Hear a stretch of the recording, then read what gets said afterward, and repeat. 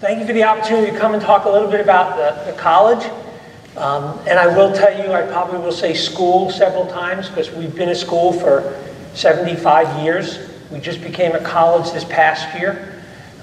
So if I say school, I'm talking about the same thing. So I wanted to just spend a minute and tell you a little bit about the college. We are the College of Forestry, Wildlife, and Environment.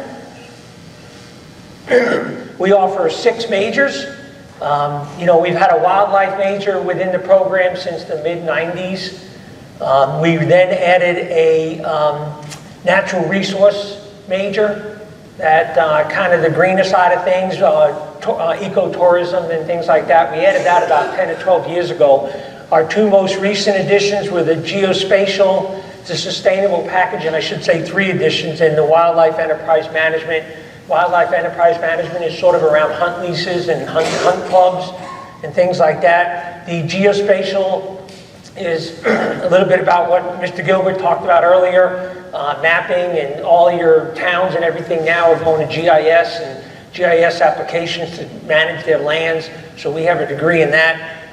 We also have sustainable biomaterials and packaging. It's kind of, we used to call it forest products, and nowadays it's kind of much more diverse in that everybody's trying to be a little more eco-friendly, and so we've added more biomaterials and researching other uses for trees.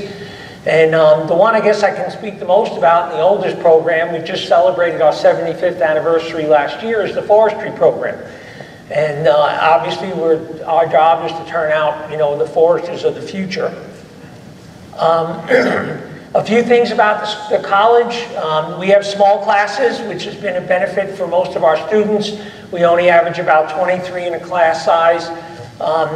We have 7 majors and 8 minors. I mentioned 6 majors, and we also have a pre-vet major in wildlife, so that's where the 7th one came from.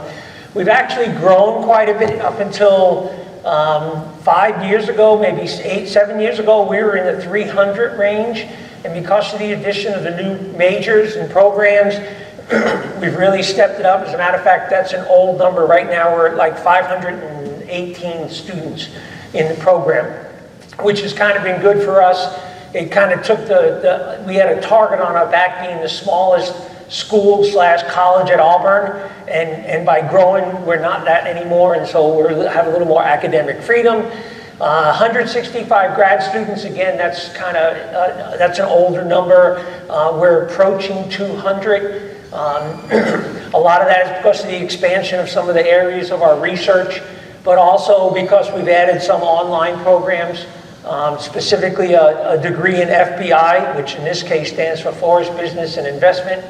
And that's an online program that we've just started a year ago, and we've seen a lot of success with that. And we mentioned forestry opportunities have been phenomenal. You can read, if you can read, I know from the back it's tough. 100% of our foresters have had jobs before graduation. I think we're probably pushing that a little bit. But we have had 100% hires for the last 7 or 8 years. There's just been phenomenal opportunities in forestry. A lot of folks with gray hair like me that are kind of getting ready to retire. And so our students, both internships between junior and senior year, and even this year's class, I know more than half the class coming out next month has already gotten their jobs lined up. The GSI has been a really good program for us. It's fairly new, but there's been a lot of demand for those graduates. We're very field-oriented. To me, that's one of the pluses to our program. In any of the degrees, about 30% of our class time is lab time. I know that I can speak mostly about forestry. For our curriculum, 16 of our classes have a lab component.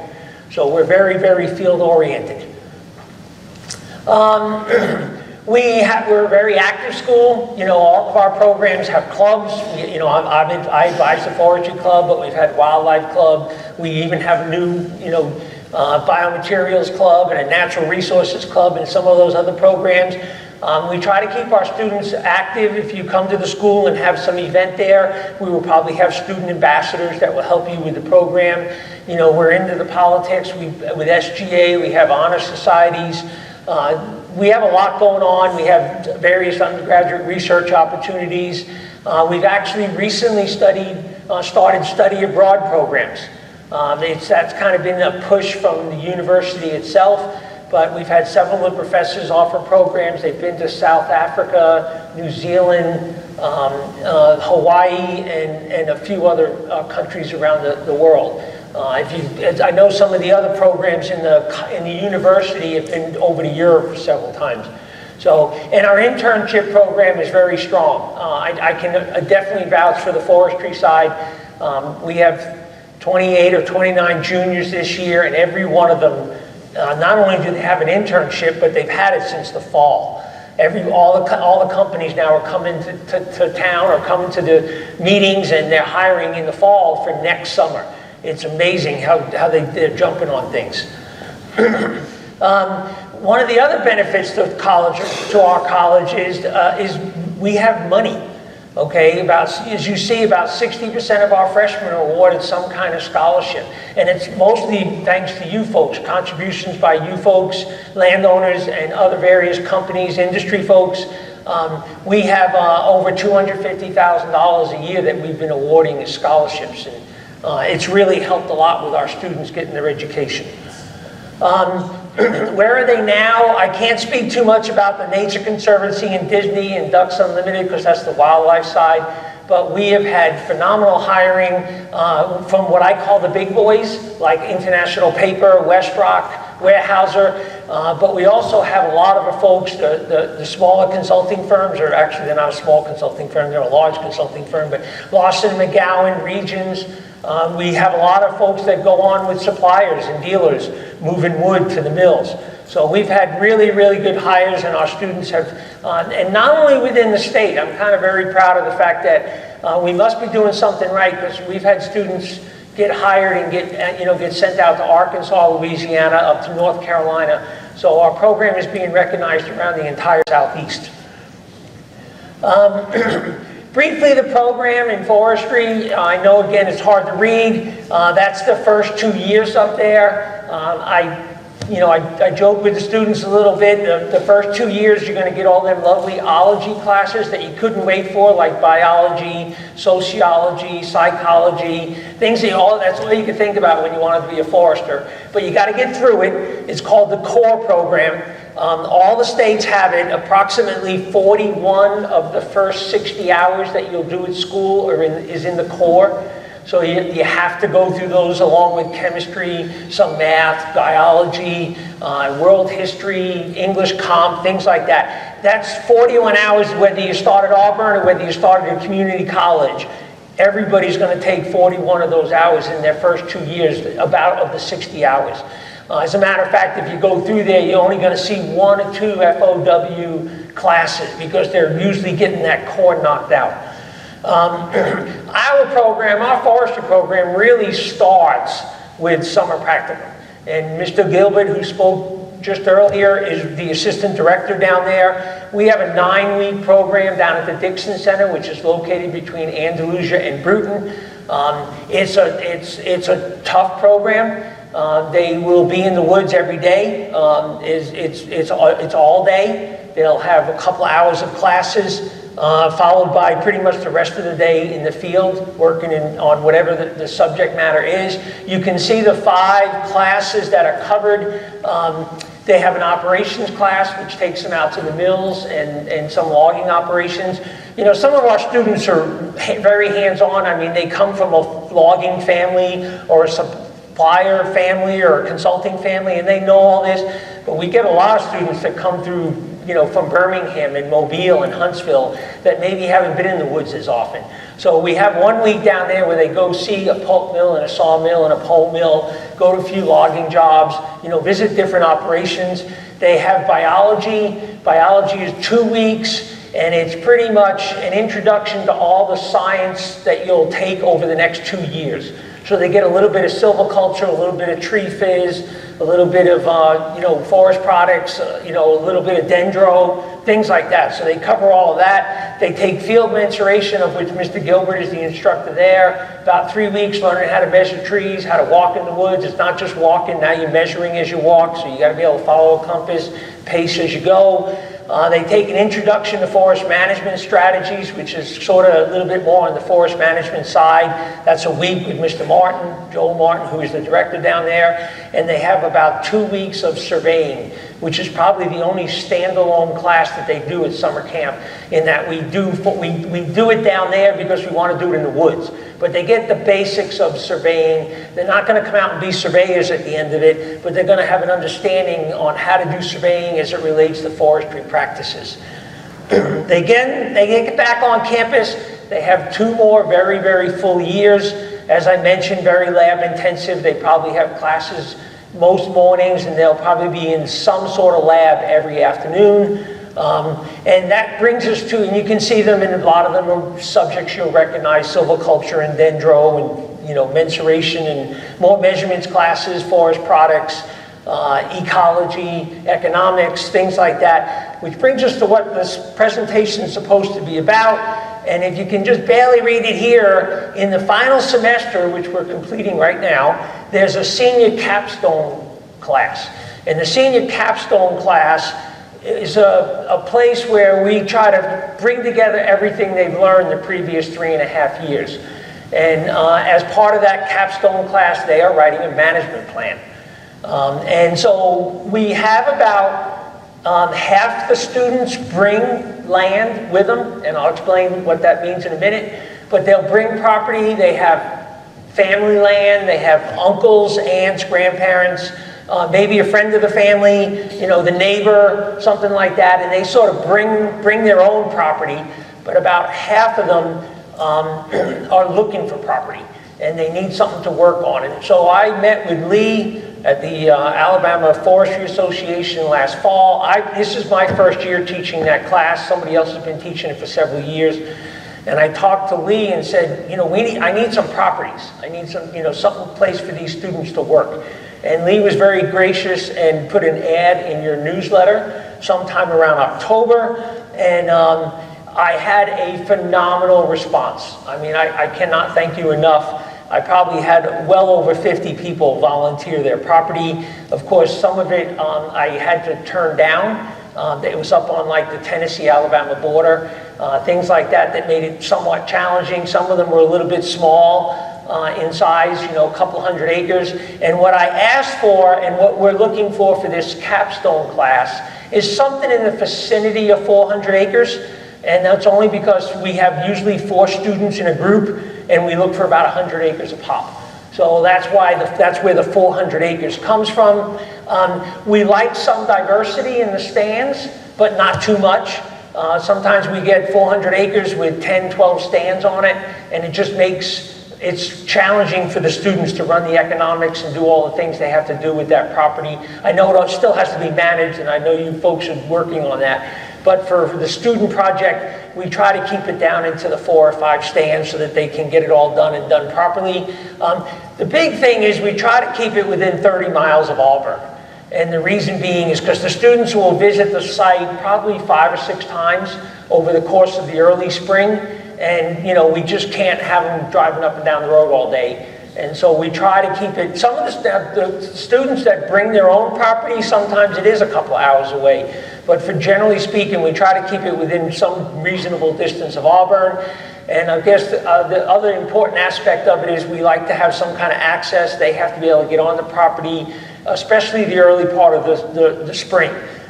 January, February, because that's when they're getting most of the cruising done. And I know, based on the previous presentation, you have hunt leases, you have things like that. And, some of those folks are not excited when a bunch of students show up and start cruising, but that's sort of a requirement. They have to get the cruise knocked out, especially early on, to get the rest of it completed. What is the capstone course requirements for the students? They'll usually start off the semester meeting with the landowners very early, sometime in January, preferably on the property, so that they can find out what their objectives are. You folks all know what your objectives are. Some of you, it's timber, and then wildlife, and then maybe aesthetics. For some folks, it's the opposite. They have aesthetics first, and maybe timber second. Some cases, there's even timber third. But they have different objectives, and we like that they have to understand that so they can make sure they make the correct recommendations for what you want done. They will get out and cruise the track. We're talking now late January into early to mid-February. They have to go out and put some kind of cruise on it to understand the volumes and what the stand makeup is. They'll come back in. They won't visit the track as often after that, but they come back in. They have to work up the volumes, obviously. They develop alternatives for the stands based on your objectives, but in every case, they'll come up with a couple of alternatives, so they give you the final choice as to which one is chosen. But they will pick those. They run economics for it, get an NPV, which is net present value. They'll get LEV, which is land expectation value, which is sort of what's the land worth to grow timber in perpetuity. That's what land expectation value is. So if it's out in the middle of nowhere, probably growing trees is the most valuable resource. But if you're outside of Auburn, you probably can't afford to grow trees because it has a lot more value in real estate than it does in trees. But they will calculate what we call LEV and present that along with net present value of your current stand. They'll then make some recommendations as to what they think should go down, usually on the higher NPV, and at the end they'll write a management plan. And we actually are on the tail end of that right now. We had, I told you we had 8 groups this year. I don't think I told you that part. We had 8 groups this year. 5 of them brought their own property. So I was searching for just 3. And again, I had a phenomenal response, and I apologize if you were one of the folks that responded that I did not call back and accept your property, but I have not lost the paperwork. I'm keeping everything for next year, so we may get with you. But we had a couple of properties not far out of Auburn. We had Colonel Bernie had some property just north of town. Mr. Weiss had some property over by Shorter between Auburn and Montgomery. And we had Mr. Swathout had some property also just north of Auburn, south of Lafayette. And so they were able to help the students and let them visit their land. So what are the deliverables? Well, the students actually just did their presentations to those landowners. As one of the expectations, they will make a presentation. We just had them this past week, all 8 of them. We asked that the landowner come to the college, and they visit for about an hour, and the students make an oral presentation about what they found on the property and what their recommendations are. As also part of it, after the landowner gets to question what they did and what they found, usually the professors, I say we'll ask them questions. Usually we just want to harass them and grill them a little bit over what they learned the previous 3.5 years to see how much they remember and to make sure that they made good assumptions on some of the recommendations they do. But that just, like I say, we just completed the last one yesterday afternoon. They will now make corrections. I was asked if I could bring some students, and I couldn't get anybody to volunteer, but mostly because they're doing edits this weekend. They have to turn it in early next week. They'll turn it in to me, and they will also turn in a copy to the landowners. And then, why should you consider participating? It's an opportunity to work and educate our students.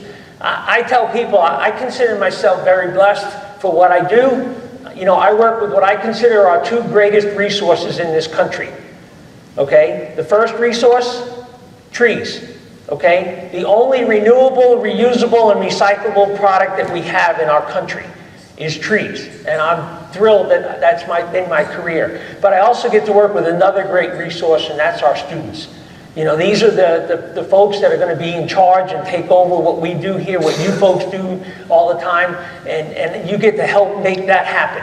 And our students are very, very appreciative of when they do work with the landowners. They're educating each other. They do seriously get a lot of information and respect out of the landowner, but the landowner also gets to learn a little bit about the students.